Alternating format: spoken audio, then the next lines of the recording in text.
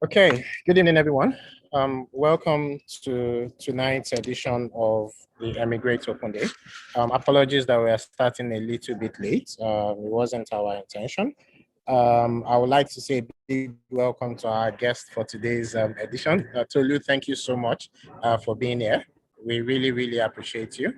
And thank you for spending your time with us this evening. I hope you can hear me, Tolu.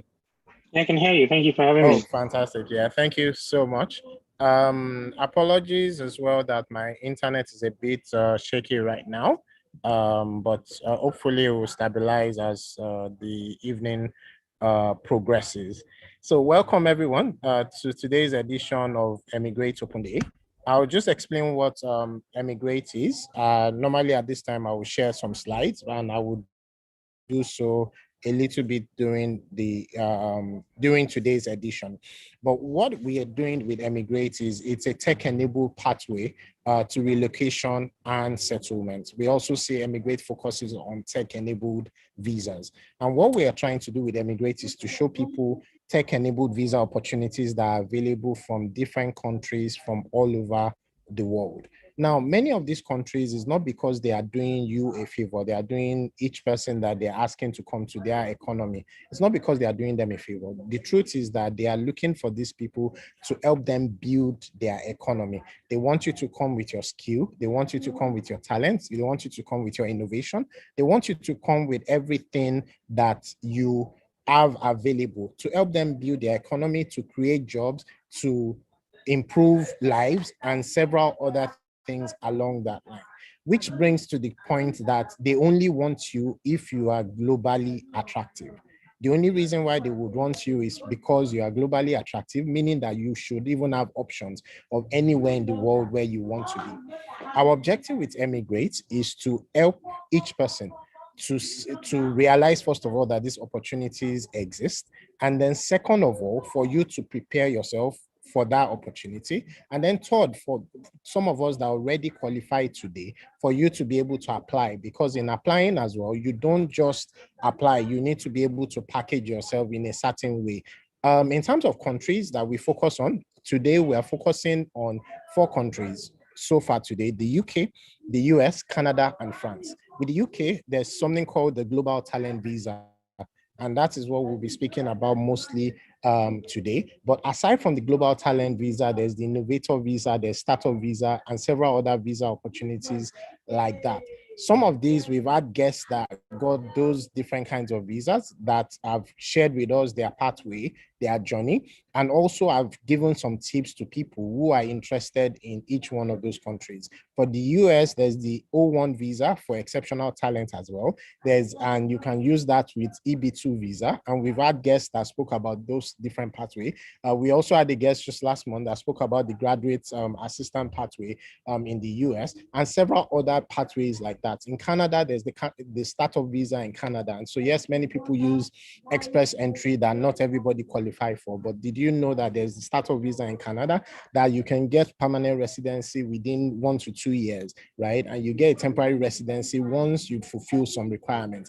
All of these things I'm mentioning are in public domain. In France, there's a French tech visa and so on. For every one of these visa categories, there's something that they have in common. They only want to give those visas to people who are globally attractive. And that's what Emigrate is doing, to help you see, first of all, that these opportunities exist. And second of all, to help you qualify for those opportunities. One of the things we do at Emigrate is the Emigrate Open Day. And that's what we're doing today, where we bring people who have taken this journey, this pathway a few years back and so on. And they are able to share their journey, first of all, because you can't get that in public domain, their own unique experience, their own unique journey. And more important, also some tips of what you yourself can do as regards your own plans, as regards what you are doing right now, and as regards what you can do in the near future to qualify for these things. Something we say though is that please understand that the visa itself should be a stepping stone. You should not focus on the visa. We don't want you to pretend for you to get those visas. What we want you to do is to become globally attractive, because if you become globally attractive, then you have options. Don't forget even post visa, when you get to the new country, you would need to still earn money. You would need to still work. You would need to still earn income, add value, and so on. And so for us, if you know that these are the things that they expect, let the visa be a milestone. But what you are focusing on at the end of the day is being globally attractive. As regards some of our services at Emigrate, aside from the open day that I've mentioned already, we would share screen later on in today's edition where we will speak about that. Yes, so I will just yield the floor now to our guest. Tolu is a man of many, many talents. I know that it seems like us asking Tolu to just come and speak about just visa at this point is interesting to say, oh, we're asking Tolu to just come and speak about visa because Tolu is an entrepreneur. Tolu has raised investment in millions of dollars, and Tolu has done several other things. But today we're going to be just focusing on his visa, his pathway, and the visa pathway he took, and more important, also some advice for members of the Emigrate community. So I'm going to yield the floor now to Tolu. He's going to share with us for a few minutes, and then we would open the floor to question and answer. I would say that please, if you have questions, drop it in the chat. We generally will first take questions that came from our Emigrate community. We have two of them. The free community, I mean, that's a free community, and we try to open that up as frequently as possible, at least every 2 weeks, because for now, we're doing the open day every 2 weeks. So we try to open that community up every 2 weeks. But we do have the premium community, which is a paid community, but for that one, you're able to interact much more with members of the Emigrate team and some of the guests and consultants of within the Emigrate community. So Tolu, thank you so much for accepting this invitation, and thank you for sharing your time with us today. I'll be listening attentively as well. And so everyone, please welcome with me Tolu Ogushino. Hi everyone, good evening. Thanks for having me. So I would just try to sort of go through my story, and I've tried to structure it around my journey. So just a bit of a background. My name is Tolu. I grew up in Lagos for the most part. So I was born in Lagos, grew up in Lagos, primary school, secondary school, university. I went to Covenant, and I think I left Nigeria for the first time. I just right after my service year, but that's a story for another day. So it was a consultancy, interesting, basically project that I left Nigeria for, and that was all very fascinating and interesting. Like many people, obviously, when I grew up, we all had very, very amazing dreams, and we all wanted to be the best, and we all wanted to, conquer the world and all that. And back in the days, CU days, there was a lot of motivation and a lot of fire in our bellies. We wanted to, do interesting stuff. There was nothing we didn't think we could do. And so, like most people, I think for me, first, it was my career that made me start exploring options. So when I finished, I studied computer engineering in university. I graduated in 2009. In the meantime, I did quite a lot of certifications in school.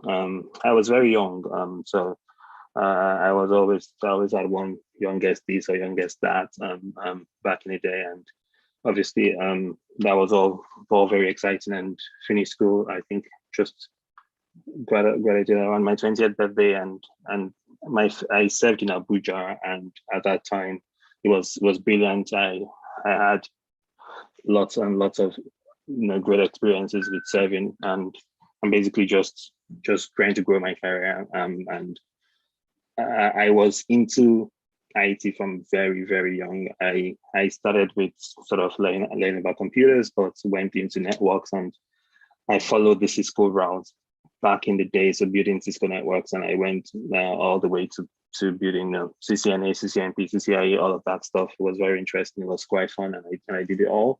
And so I remember that at some point, I was one of maybe 15 or so CCIEs in the country, and I had lots of job offers and lots of exciting things, and I did. Then I got an offer to work at African Development Bank, which is which was my first trip outside Nigeria to consult for the bank in Tunisia, and it was sort of a contract, and it was all good and it was all very interesting. And when I got back from that contract, I started working on a sort of a side business with a partner, one of my closest friends to date, and we started a business, and we were just focused on trying to basically offer this same service that we did in our jobs to smaller companies, and we would normally build networks for them, and that's what we did, and it was very interesting, and we loved it. It was quite fun, but we or at least I felt very stifled in the sense that we couldn't figure out how to get clients, but we got lots of jobs. So basically, what happened, typical Nigeria style, was that someone would get a job and then pass it to someone else, and then pass it to someone else, and then get someone at the end, someone would start panicking and looking for someone that can actually do it. And so we would normally do different projects and different contracts, but it would normally be something like, I don't know, a 20 million contract that I would do over a weekend for, I don't know, 200K or something like that. So at some point, I really wanted to learn how to build a tech business. I thought that this is all fun, this is all good, but I didn't know how to scale a tech business, and I didn't have quite a lot of skills. I was very technical, and I wanted to learn how to build a tech business, and that was the sort of the reason why I did the masters that I did back in the day. So this was 2012. I went to UCL. So I applied to UCL. I think I applied in 2011. I got it. I got admitted in 2011 to UCL, but I deferred my admission for a year because I basically didn't have the money. So my goal then was I was basically going to save for a year. So I had a really good job. I think school fees then were about £20,000, but to be fair, the pound was like 250 to the naira, not 700 and whatever it is today. So but still it was like, I had to save 5 million naira and just tuition, and then I had to sort of sort out the living expenses and all. So I had to deal with my parents.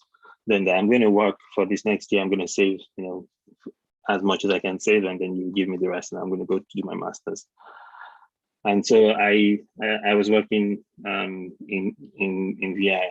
I was pretty much saving all my salary and saving for my masters and all that. But I also applied for scholarships, and I got a scholarship, and it was good that I saved, because I basically learned the saving culture, even though I did not use the money for my masters.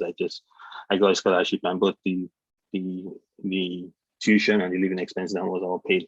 So this is sort of my first segue into sort of visas and living abroad. As almost everybody here knows, there are sort of three main things that you can apply to do abroad. You can either apply to study, you can apply to work, or you can apply to start a business. So those are the three things broadly that you can apply to do. And for me, when I moved to the UK for the first time, so when I first left the country, I left to Tunisia, and it was a sort of a short-term visa for work. So that was my first experience with visas and sort of the whole process. But that was a bit of a shielded experience, because it was a very big sort of diplomatic bank, and all I needed to do was show up at the embassy, and they started me out, and I got the visa. So I was very fortunate. My second sort of foray was this. Now I have a scholarship. Now I have an admission, and I needed to go to school. So again, it was fairly simple, because I got a letter from the school, got a letter from my sponsor, the scholarship. It was one of the government agencies in Nigeria then, and that was they're sponsoring my education then. So that was also good. And obviously I didn't need to show funds, so that was also very easy to get a scholarship. To get a visa. And then I moved to the UK. I believe it was in September of 2012 for the first time, and yeah, it was all the fun stuff. It was cold, but everybody told me it was not really cold and all that stuff, and it was always like, winter never come and all that. But wait until winter comes and all that. But it was quite fun because I was a student, and but it went quickly. And just before I moved to the UK had cancelled the post-study work visa. I believe it's back now. So before my time, the UK used to have a post-study work visa, basically which means that you could, after studying, if you do a master's in the UK, you get 2 more years to get a job and to figure out your life, and before before you have to leave, if you don't get another kind of visa. But now, but by my time they had cancelled it, and I think about a year ago or so, they brought it back. So in terms of one of the opportunities, I know that's not what we're exploring in this particular group, but obviously there is that master's plus post-study work. Then I did my master's. It was brilliant. It was pretty much what I expected, in terms of learning how to build a business. It was very practical. It was all things around like fundraising and sort of customer development and product development, and basically, finance and strategy and marketing. And it was like a very, very, very high-tech MBA class, but it was also very focused at building startups. So it was sort of, user research, customer development, sort of, hiring people, product development, all of that stuff. And that was all good. But, let's fast forward 12 months after, I finished the course, was top of my class. And after that, I did some consulting in the university. Some of it was like my networking skills, some of it was entrepreneurship skills. But generally, I knew that in any case, I had to go back to Nigeria. So I submitted my dissertation at the end of August. And so I knew that I had to go back to Nigeria, I think, in January. So I had like 4 or 5 months where it was fun. But then my girlfriend, my wife now, she was in Nigeria, so I thought that, well, going back to Nigeria, no big deal. I got a scholarship, and I had a good job in Nigeria. I pretty much took a study leave so I could go back. I was not quite worried about it, but then she applied for the same scholarship and got it. So basically, she applied for the same scholarship, and then she got it, and all of a sudden, it was like we've been long distance for sort of a year running now, and we're going to have to be long distance again if we swap locations, because I would go back to Nigeria and then she would come over to the UK. So my plans started to change a bit, and so that was the first time I thought, okay, I don't quite like this idea of going back to Nigeria anymore, because it's sort of, not good for my relationship. So I said, okay, fine. I was going to, I think she got this scholarship around June, and she was going to come in sort of September, October of 2013. And then I said, okay, fine. I was going to apply to, I had some time. I was first going to apply to really good companies, and then I would go to sort of intermediate companies, and then I have to go to sort of lower companies. I was sort of my class, so my university had this graduate entrepreneur visa as sort of it was an offer that I could take anytime. If you want to work on any business at all, would endorse you for a graduate entrepreneur visa. But the visa was for a year, and then you could extend it to 2 years. So I believe the graduate entrepreneur visa is exactly what has been converted into the startup visa now. So it's the same thing. But then I did not have a proper business idea I wanted to work on, and B, I didn't want to get a visa for a year, because it meant after 6 months, I had to sort of look for, try to extend the visa, and it just didn't feel settled. So I applied to Google, I applied to Amazon, and I chilled for a bit, I think. I mean, because I was a network engineer, I had all these certifications, I had all this experience, and I thought that, okay, I'll apply for the biggest, most complicated networks in the world. And in my head that time was sort of networks for Google search or AWS, and those are sort of the biggest networks in the world. I didn't get an interview with Google. I don't even know if someone read my CV or not. Amazon invited me for an interview. Long story short, I did first stage phone screen, second stage phone screen, and then I got invited to Dublin, where the job was. So I had to fly to Ireland, and so I had to get an Irish visa, which was another experience in getting sort of visitor visas. It was again fairly simple, because I could get invitation documents from Amazon. It wasn't very complicated, And at that point, that my confidence in applying for visas was growing, because I could understand what was written there. I could sort of apply, and I did, and I went, and it was crazy. It was sort of, I believe it was 9 hours the interview, including lunch, and it was sort of. The lunch was also with my hiring manager, so it was not really lunch when it was an interview also. So it was sort of 7 technical interviews, one very weird bar raiser interview, and one lunch interview with the hiring manager.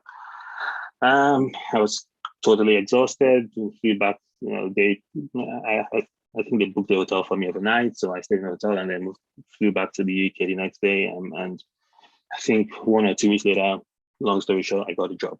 So I now knew that, okay, fine. Now my girlfriend is moving to the UK, but I am going to have to go and start in in Amazon. But it was in Ireland, so it was not in the UK, so not Northern Ireland, but in Ireland, and the Republic of Ireland, which meant I had sort of sort out a work visa. But again, this was Amazon. Amazon is big. Amazon is, they started me out. So they basically hired a law firm called Fragoman, and then those guys basically asked for my passport, and they basically made the application, and all I had to do was show up and do my biometrics. Again, it was pretty easy, pretty fun. No big deal, yeah. Then my girlfriend moved to the UK. I was in the UK until January. Because of the visa and setting it all out, my job offer was going to start at the beginning of February. So it was good. We spent some time together. In any case, Ireland was, generally sort of is an hour away from the UK. So it was still long distance, but it was not like Nigeria UK long distance, but it was a bit shorter. And I could come to the UK pretty much whenever I wanted. It was a good job. I loved it, all of that stuff. So I worked in AWS for just under 2 years, and in that time, sort of 6 months in, I reconnected with a guy called Paul. Paul was on my class at UCL in London, and we became friends, started studying and hanging out or whatever. And he was sort of, I was number one in the class, he was number two, and so we were slightly geeky, but we understood the concept. And he was completely from a different background from me. He's Austrian. He had a flat in London. He was sorted in a different way. I was, an immigrant, so my visa was tied to Amazon and all that. But he started telling me about Playbrush, which is what I currently do now. And he was telling me about the idea, and I said, look, you know what? If you need help, I'll help you build it. I'll help you with all the stuff.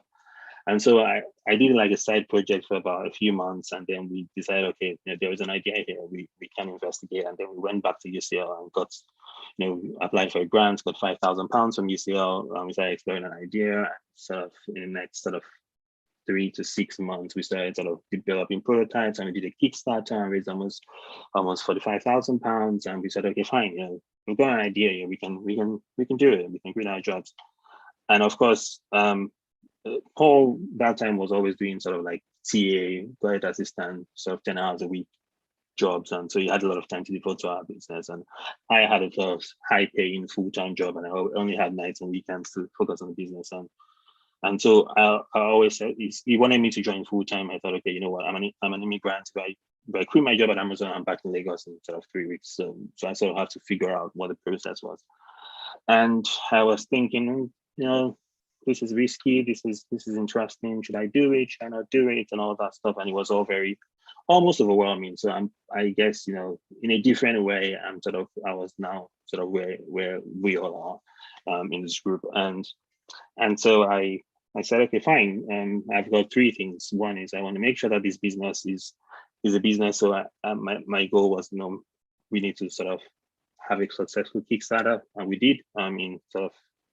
I believe it was around Easter 2014. Sorry, was that Easter? No, Easter 2015.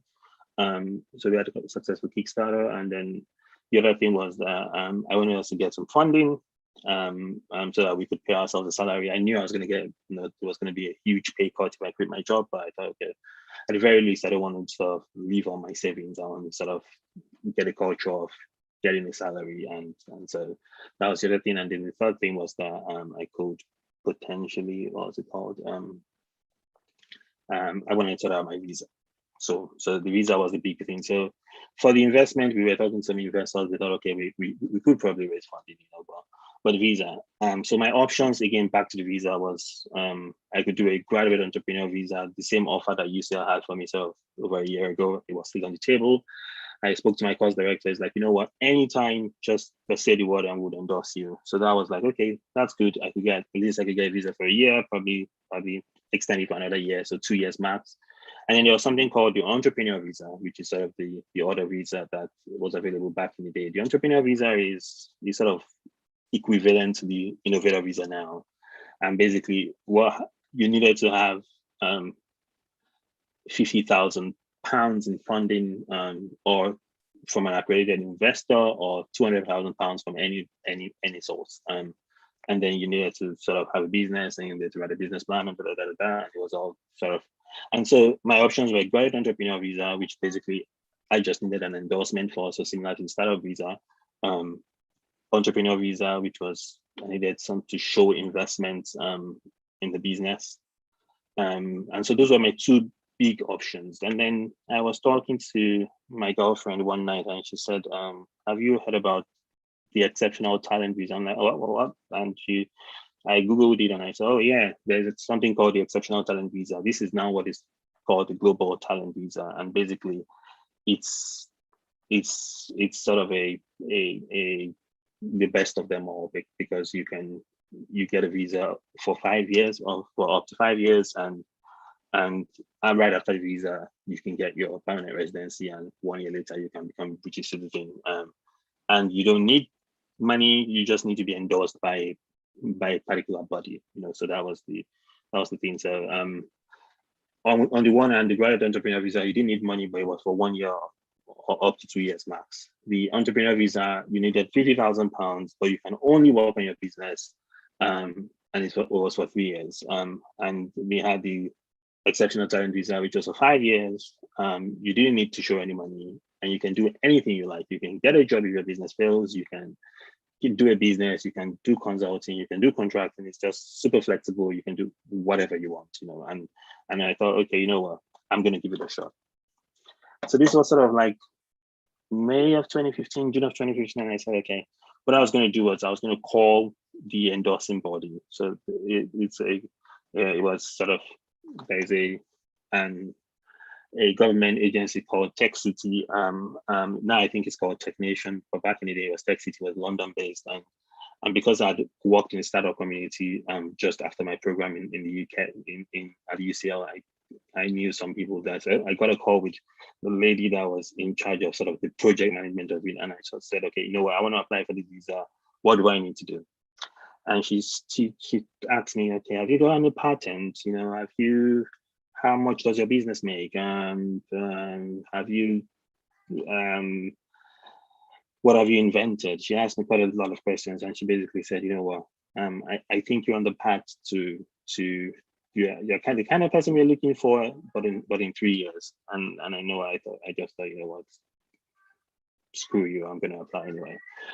It just became like fire to me, and I thought, okay, you know what, fine, you don't think I'm gonna get it, but it's not up to you. I'm gonna apply anyway. I think it's not, you're not God. And so I started the whole process of sort of getting the evidence that I needed for endorsement, and that was that was very, very important, because basically the visa is a done deal when you have endorsement, and if you don't have endorsement, it's a non-starter. So you need the endorsement, and I was going to get the endorsement from Tech City, where someone that worked there already told me that I was not qualified. So I basically had to think of, okay, do you know who I am, that kind of thing myself. And I really, really, really struggle with selling myself. I don't know how to sort of, I am a lot better than I was sort of 5 years ago, 6 years ago, but I still struggle with just saying, I'm the best, I'm the greatest, and all that. But that's what you need to do. You sort of have to dig very deep and say, here are all the evidences where I'm better than everybody else. And it's not, you need that evidence. You need to be sort of there, or you need to work to gather that evidence. But when you get it, you need to sell it. And so, it was, for me, a lot of it was gathering evidence that showed a track record of being exceptional. So I sort of went back, sort of the last 15 years and got all kinds of evidence that showed a track record of being all around exceptional. So I was top of my class at CU, I was top of the department here, I was top of my class at UCL, but I also started a business here. I've written some articles online, I filed a patent here, and sort of, it was just gathering all that evidence to say that, it had to become a consistent story of, this is really being exceptional. And I was lucky because obviously when I was in secondary school, I had to go to all these competitions that were quite fun, and we won some. Well, we won most, but we didn't win everything. And so I had some evidence that, newspaper article here, whatever here. So there was a lot of that evidence that I was able to, now it was all kind of fun sort of calling home and making sure they find the newspaper where I won an NPC quiz competition in 2004, all that. But basically gathering all that evidence. But what I learned sort of after getting the visa was, you don't even need all that. But for me, it was really new. Not a lot of people knew about it, and when you read it, you get really scared. But so I had to craft that story of being exceptional. But I was also the part of, because the UK knows that you could get the innovator visa, and you could get the graduate entrepreneur visa or the startup visa. You have to show why you want the global talent visa, why you're not applying for one of the other visas, which might be more suited for you. So for me, it was generating the pieces of evidence and sort of CCIE certifications, all the certifications, industry certifications here, but also the story around, I started my business when I was 21, and then I moved to the UK, and then I learned how to build a business, and now I'm starting another business, and we've raised a Kickstarter. We think it's going to be successful, and this is why. And what the UK wants to measure is impact. So you have to either have been able to say, okay, I saved I don't know, my company millions of dollars, or I was able to reach hundreds of thousands of people or millions of people, or I am going to do that, and this is why. So for us, it was a kind of problem. We're solving a problem with our care, and it was one of the biggest British problems, and we had devised a solution to solve it that was clearly innovative, and we had filed a patent for it, and there was all of that. So it sort of came together. And of course, for me, then it was like the other thing was references, and here I had to sort of really tap into my network and say, okay, who can give me a brilliant reference? And it was easy in a way because I was top of my class, so I could just go. At least one of them would be from university, and then I just needed to find another one. But you need really exceptional references, and ideally, you need people that can. You should control the process. So basically, for both references, I wrote the references, and then they just read it, signed it, and stamped it. So I wrote my references myself in that sense. Of course, I had to write based on what my relationship with them was, and based on but again, you have to realize that if you are getting a reference from a really good person, then they're also most likely really busy. If their time is going to be worth it, then you have to put in the work. So that was pretty much like references for studying abroad. It's pretty much the same thing. You have to write your references. Long story short, applied, and for me, the fingers, toes, and everything crossed, because I thought I was not going to get it. I thought, okay, if I didn't get it, then I could try entrepreneur, the innovator visa or the startup visa. But right now, I was going to give it my all, and I believe I got the visa. Then I got the endorsement sometime in July, and then I applied for the visa, and I had to wait for a bit. But the day the visa came out was the day I resigned. So I resigned from AWS when my visa came out, and then 1 month later, after my notice period, I flew back to London, and been building Playbook ever since. And I mean, of course, it's been over 5 years, so I've gotten my permanent residency. I'm a British citizen now, but I mean, that's my visa story. Of course, there's many parts before and after, but I wanted to focus on the part around the visa. So yeah, I think that's my story. Does anybody have questions? Thank you so much for that, Tolu. Yes, so there are quite a number of questions, but I'm going to start with the one I typically ask every guest on Emigrate Open Day. It's that we have 3 categories of people in the Emigrate community. We have people that are beginners. Some have not even started their journey in tech at all. Some are just maybe 1 year experience in tech, and they are just trying to figure out what should they be doing, how can they do it, what pathway is available to them, particularly from this global talent. Could they qualify in the future? What would you advise them? The second category are people that have done 3 years, 4 years, 5 years, 6 years in tech. They've been building some things. They've done quite a number of different projects and all of those kind of things. And they're wondering, when you say exceptional, are they talking about me? What would you advise them?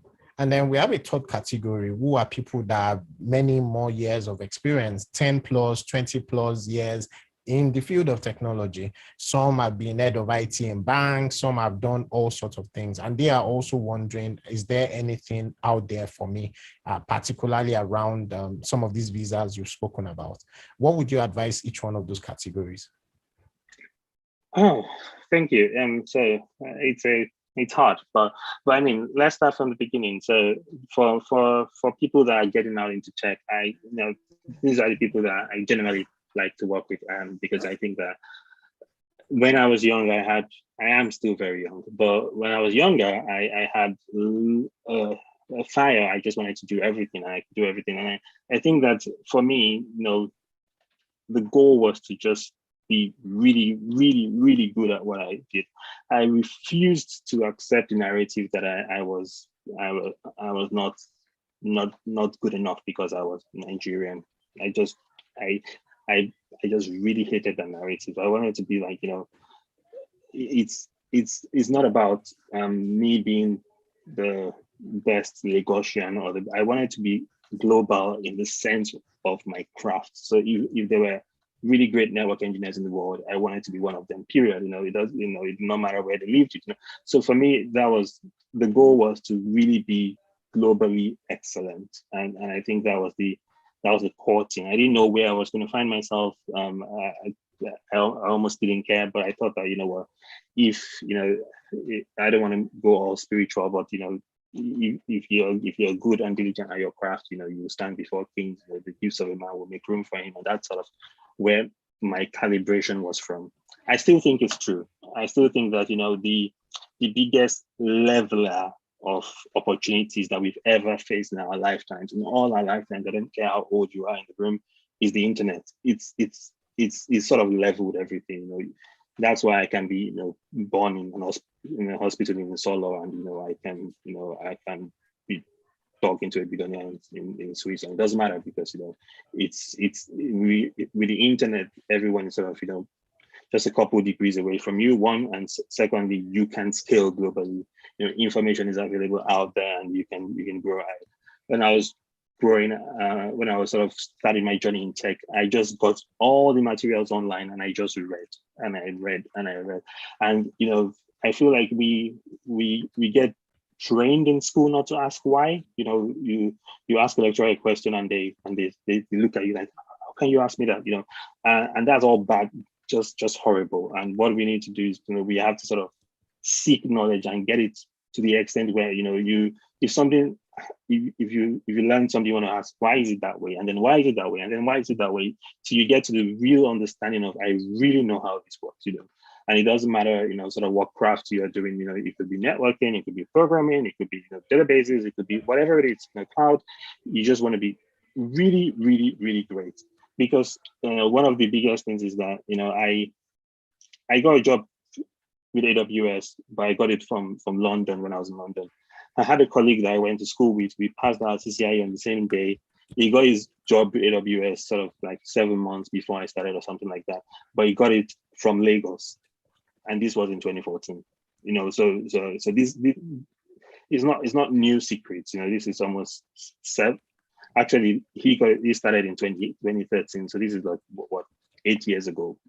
And he got a job by applying to a global company from Lagos. So it's really about being excellent. And they flew in from Lagos to come and do interviews for 8 hours. So if you're excellent, I think that you give yourself that opportunity, and then the opportunities exist, almost sparingly, but they do exist. And whether it is to get a scholarship or to get a job or to get whatever kind of visa, they exist. For the middle group, I relate because I think that for most people, Nigerians are very, very, very resilient. So you have gone through a lot, And a lot of it is we shy away from telling our stories. And I think the first thing is to start looking at, read the requirements and read them again and read them again and try to see how they apply in your world. Say exceptional promise. You need to have check it and say, okay, how does this apply in my world? And start trying to put a consistent story together. And I think that you miss, 100% of the chances you don't take. So sometimes you just need to take the chance. Like I said to you, I called someone that worked in the endorsing body, and she told me that I should wait for 3 years before I applied, and I applied sort of 2 months later. So I think that it's important to not sort of get scared by all the requirements. Of course, you need to be excellent. Of course, you need to to have honed your craft. If you're applying for the global talent visa, because there are lots of smart people that are also applying, but at the same time, you need to bet on yourself. You have to say, okay, I believe that all the gifts and talents that I have, are useful, and so I can bet on myself. And you just need to sort of then take that leap of faith and bet on yourself. And like I said, I applied to Google and they didn't even call me back. So it can happen, but by the end of the day, you have to take your chances. You have to you need to give yourself a chance. And for the people that are I've seen it all and done it all, my respects, I think that the truth is that we have a much more complicated problem in Nigeria, and our experience with sort of dealing with all this complexity, we just need to let it shine through. Nigeria has 300 million people. If you're ahead of us in a bank, those are youths that you've supported. It's more than all the people in the UK. So we need to sort of start fine-tuning that story to match the scale of the things that we've achieved, and then the excellence will start to showing. And I think that what I have seen is that I've now helped probably 3 people or so in my personal network revise their cover letters and write their stories and say, check out everything too. And they all got the visas, because I think that there is some exceptional story to tell. Everyone's path is very, very different, but if you have been doing all the things for, you're probably exceptional by now, and you just need to sort of figure out what is that story that makes you that makes you deserve a global talent, as opposed to tier 2 skilled worker. Because that's always a question that the people endorsing, like, why wouldn't you get a tier 2 visa? Why wouldn't you just get a startup visa? So you need to tell the story. And it is possible, and this is where I'm going to stop. It is possible that you are not yet there, and you just need to sort of assess what the gap is, between all the requirements and the ones you don't have, and ask yourself, what do I need to get there? And then work on it in the next 6 months, and then you can apply. Sorry, I'm done. Fantastic. Thank you for that, Tolu. Yeah, that's fine. Thank you for that, Tolu. Let me just ask this, because I know some people probably have that question. Some of the people on this call, is there a chance for them? Or is this just for the people that won Nobel Prize? Like I said, I know my story, but I have friends that are good at their craft, but I don't necessarily, you don't need to have a first class. You don't need to have a patent. You don't need to do any of those things. You just need to be good at your craft. And I think that obviously if you're not good at your craft, it's a bit hard. But if you are good at your craft, you don't need to be ethical or a nerd or a geek or whatever is the new word. You just need to be good at your craft. I think that there's still a chance. And I think that one of the things that the UK recognized back in the day when I applied, it was just exceptional talent, and the bar was very high, and now they've sort of split it into exceptional talent and exceptional promise. I think that there is a chance and there's an opportunity. And I've now spoken to and met in different settings many people across the world, and I can tell you that Nigerians I have a bias, obviously, because I'm Nigerian, but we're high up there in terms of being smart, being resilient, being resourceful. So yeah, don't sell yourself short. No. Oh. Thank you. Before I go to the questions in the chat, one last one. I wanted you to just re-emphasize on this, because this is one of the message we share within the Emigrate community. You mentioned get the evidence. So if you don't yet have the evidence today, plan towards it. But then you mentioned, you need to sell it. right? I picked that out of what you were talking about. Could you share more about that, but from the perspective of people that are looking at these visa routes in 2021? Are there things that have changed within the last, I mean, are there things that have changed? Are there things that are similar? But could you just emphasize a bit more on that? I'll try. So I did brush up a bit on the rules and all that, but in general, I'm obviously very stale. But that said, there is always this thing about this story about perspective, and there was a man that something. If there were three people were laying bricks, and one said I'm laying a brick, and another one said I'm building a wall, and another one said I'm building the biggest cathedral in the world. So there is that perspective of what have you done? So I'll take an example of, I don't know, let's say you worked on SIM registration, for example. You can say you worked on a project that that does biometric and capture biometric, or you can say I worked on a project that captured biometric for a telecommunication company, or you can say that you helped to build, I don't know, software for identity verification of 30 million users in Nigeria. Very, very different. Same project, very, very different. So by what I mean by setting yourself is trying to understand impact and setting impact in metrics that people would understand. So did you help save millions of dollars? Did you help generate millions of dollars? Did you help save, I don't know, or did you help with the healthcare of, I don't know, 300,000 Nigerians? These sort of metrics help people, because what they're going to think about is, if you are able to help 3 million Nigerians, that's 2% of everybody in the UK.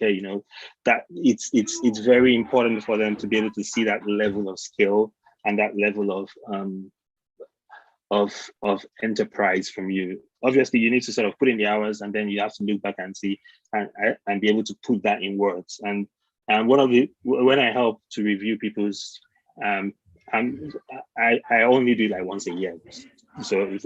But when I help to review someone's application, this is what I sort of try to bring out, the impact, because I know that this is sort of what people can relate to, and this is what makes you exceptional. This is what makes you a talent, as opposed to every other person that is doing that.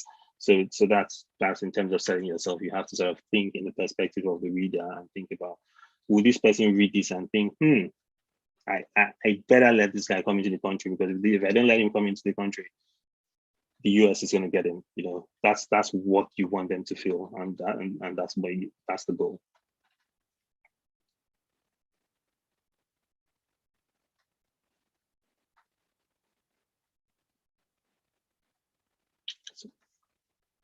I'm finished.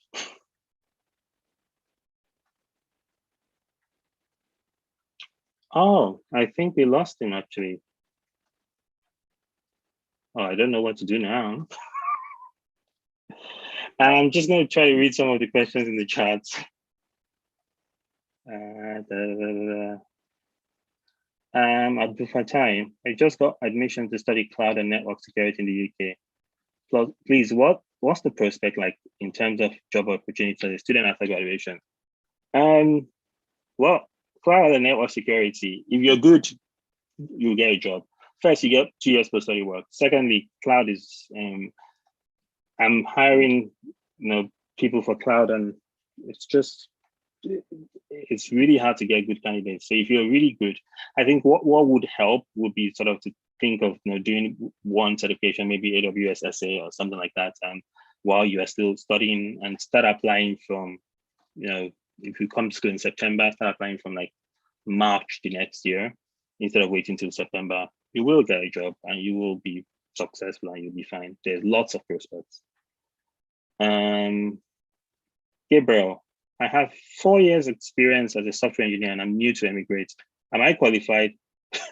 If yes, what's the next line of action? I don't know. I really don't. I need more than that to be able to say if you're qualified or not. But I think what you need to do is to read. So whatever visa route you have, I assume you're talking about the global talent route. You want to read the the eligibility criteria and see how much of it you match, and then you can answer that question yourself. But don't sell yourself short. I 4 years of experience is, I honestly can't say. I when I applied, it was in 2015. I finished in 2009, so I had 6 years of experience. So it's not very long for me. One of those years was doing masters, so it was like 5 years, but still, I had worked for really big technology companies. I had worked for AWS. I had worked for African Development Bank. That built really large scale networks. It just depends. I can't say. And the reason I applied was for a startup. So I think you might be, but I need more. I just don't know, honestly. I don't know. I actually applied for the technician endorsement last month, but I was not endorsed due to one of the optional criteria in terms of significant contribution as an employee. They were satisfied with the mandatory criteria and the other optional criteria, which is evidence outside immediate occupational. I'm still within the 28 days period to make a case why I should be endorsed, though I cannot upload more evidence or just explain myself. What insights do you think I can add, and are my chances still bright enough to be endorsed? Long story already, pardoned. Good question. Congratulations first for going through the process. So basically, what they spotted out was that you did not have significant contribution as an employee. Oh, hi, sorry. We lost you. Yes, sorry about that, my connection, but please go ahead. You were answering. Yeah, I was just going through. Please go ahead. Go ahead. Optional criteria in terms of significant contribution as an employee. So in this case, I think it's sort of a case of let's sell those skills now. So you're an employee. The good thing is that if you are going to overturn this decision, you have to just sell. Somehow they think you did not have significant contribution. We have to look at your employee history and make a case so tell a story about why that's significant. And you sort of have to look at it from, what did I do that greatly impacted the course of my company? Is it in terms of generating revenue? Is it in terms of cost savings? Is it in terms of new business models? What is it that I have done that was significantly contributed? I mean, you can also, why you cannot add evidence, you most likely can tell a story, So you can also say, for example, the evidence that you would have added will be, I don't know, a commendation letter, an award, whatever, from your boss. But you can also add sort of like a third party statement from your CEO, your senior manager, whatever, that shows that you were exceptional. And I think here you have to really, this is again going into the details of impact that you have created. Because, for example, if I help to increase our profit by 1% and we are a big multinational, that's crazy significant, even if it's 0.5%, because we're talking in billions of scale now, isn't it? But at the same time, it might be that, okay, it's a smaller business, but you help grow the profit by 10%, or you help reduce cost by this, which obviously helps grow profit, or you helped, land a recurring customer, or you help, there's definitely something you've done. Again, really hard for me to say for a specific case, but I think right now the goal is to sort of really look through your history and say, okay, what did I do that was exceptional, and how can I sell it? I think there's a chance for you, though. I do think there's a chance. Totally. Before you move on, let me just add to that answer.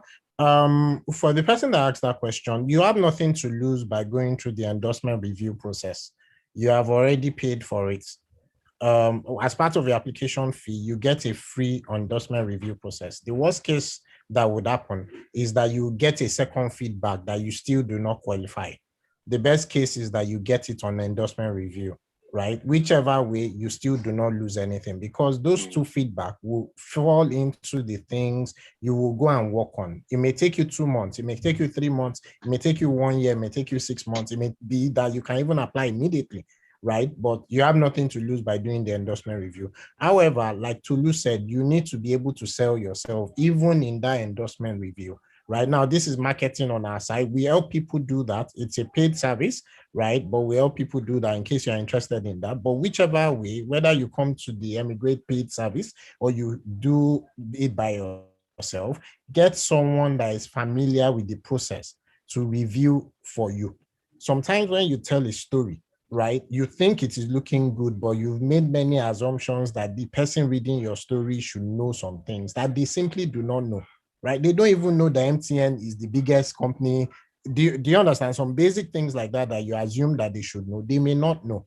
And so those are some of the things you should then look at. So don't tell your wife or your girlfriend to look at it for you. Get someone that is also familiar with the process. It may even be someone else going through the process. It doesn't have to come through us, right? But the key point is that you had nothing to lose by doing the endorsement review. Totally sorry about that. I've lost the access to the chat, but I'm sure you still have them. And I don't know if can we get like an extra 10 minutes to lose so that we can go through the questions. Yeah. Do you mind that? I would run away after 10 minutes, but yeah, we've got 10. Okay. I think the next question is Fortunate. We should round up within that time. Okay. So Fortunate says, I am new to Emigrate. I'm currently a technical engineer in Microsoft 365. How do I start the journey? Is there a platform I can apply on? I'm a bit slightly confused because I don't know if you're talking about the Emigrate journey or the global talent journey. So I'm going to just ask Bade to answer. So let me take that. For the Emigrate platform, there are different things that you can.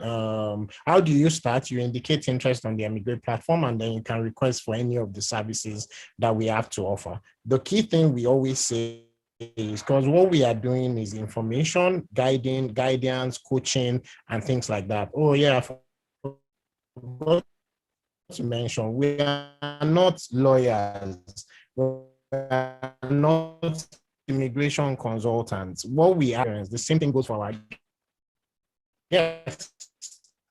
So please bear that in mind as regards what the Emigrate service is exactly. But because we have a vast amount of experience, network, and so on, we are like looking at where you are today to say these are the gaps that you have and these are the things you need to work on. You need more X, if you need more speaking, all of those kind of things. Those are part of the things that can help you. But each person with a unique circumstance, and that unique circumstance is part of what we're able to help with. One of the things you can make use of is the Emigrate Circle, which is a premium community where you can ask more questions and things like that, and there's a bit more guidance in there as well. So maybe that will be helpful for you.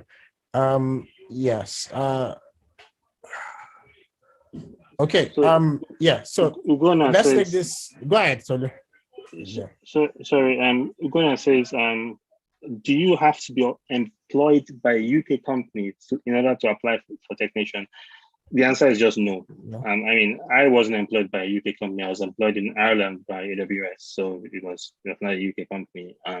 You don't have to. In fact, most people are not employed by a UK company. You can be if you're trying to migrate to, the global talent visa from another visa, but you can literally be employed by anybody or even unemployed, to be honest, and you can still get it. So you don't have to be. Abdul Fattah, I think we talked. Thanks for the response. I have certification in AZ900, CCNA, GCP, and some other online tech certification in IT. I'm currently working network administrator in Nigeria. I have very good experience in Windows Server administration, networking, and IT security. Are these experiences relevant in the UK? They're relevant in the world. It's not just the UK. They are relevant. I just have to say, by reading your profile, the one thing I've seen is you have a lot of breadth. So Azure, CCNA, Google, but I'm not accusing you of not having depth, but from a certification and profile point of view, if I was to advise, I would say now that you've got quite a bit of breadth, go deep, go really, really, really deep in one. So whether it's Google Cloud, be the best Google Cloud, expert there, whether it's AWS, be the best, whether it's Azure, or whether it's Cisco, the CCNA, be a CCIE, be a Cisco certified architect, be really, really, really good, because that just sort of takes you above your peers and it's a lot of sacrifice. I mean, I say be really, really good, and but it's usually like 9 months of studying for five per year for 5 years before you. But you can be really good if you sort of put your heart to it. And I think that when we are sort of younger, we can do these things. We can, we can just say that, okay, we want to be extraordinary, and we will do it. So I think if there's one advice I can give you, it's, get very deep, have a lot of depth that you understand, understanding that comes from understanding fundamentals that you can explain it to anybody, get that deep, and then it would help you with your career wherever you work, and it will also help you for the global talent visa. Tolu, before you go on, and I think that would be the last question we'll take. That's even the last question anyway so far. Also, for the person that asked that question, in addition to you gaining those skills and showing that you've gained those skills and showing the experience, there's also a level of exposure that you need to show. One of the things I would advise you, particularly if you are targeting the global talent visa, is that go and look at the criteria that they gave you. They've given you examples of things that you need to show to say that if you are a leading talent outside your employment.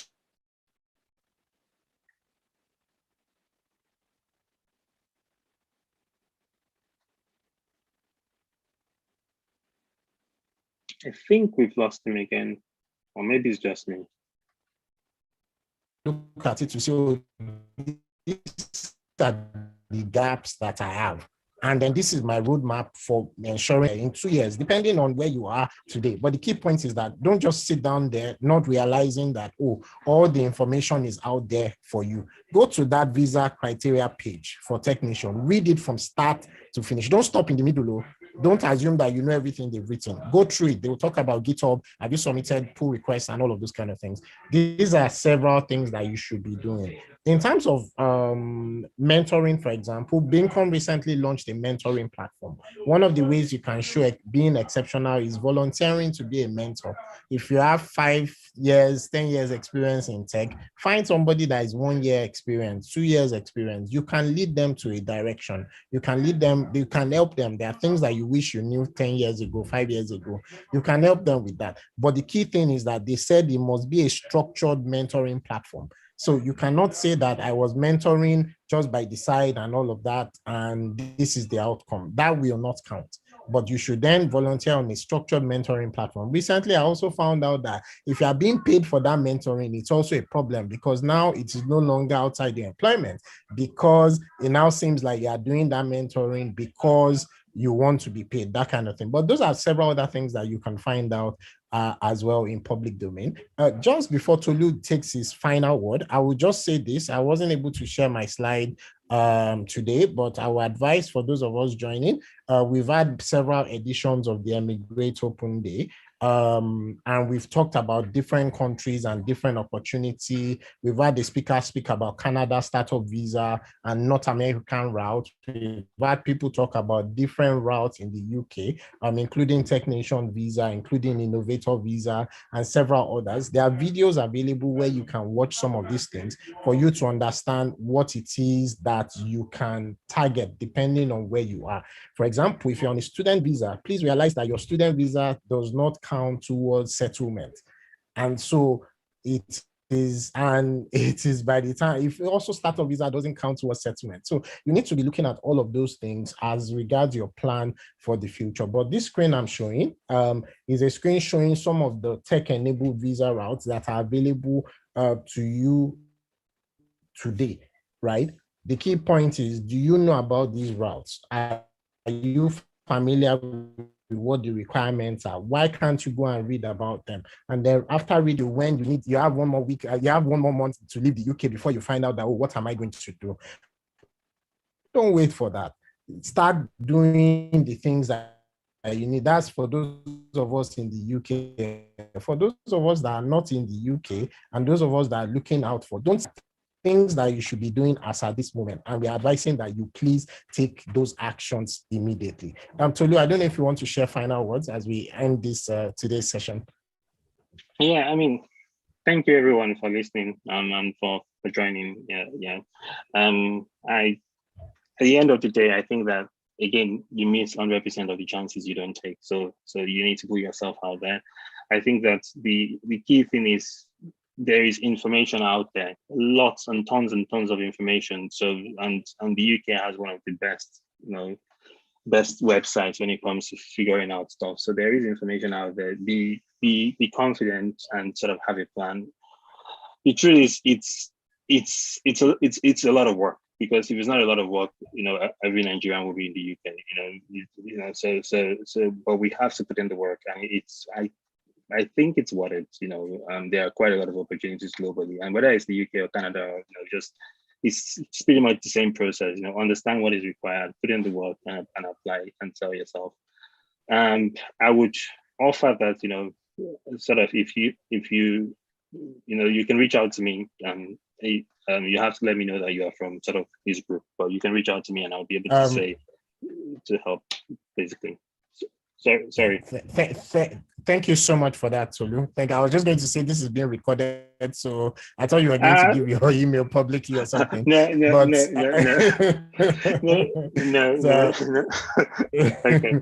I was going to warn you on that, but yeah, I mean, Tolu has made an offer to those of us that are on this session at this moment. And so please, if you want to take him up on it, please do. Also, Adedayo, you can book a 10-minute session for free.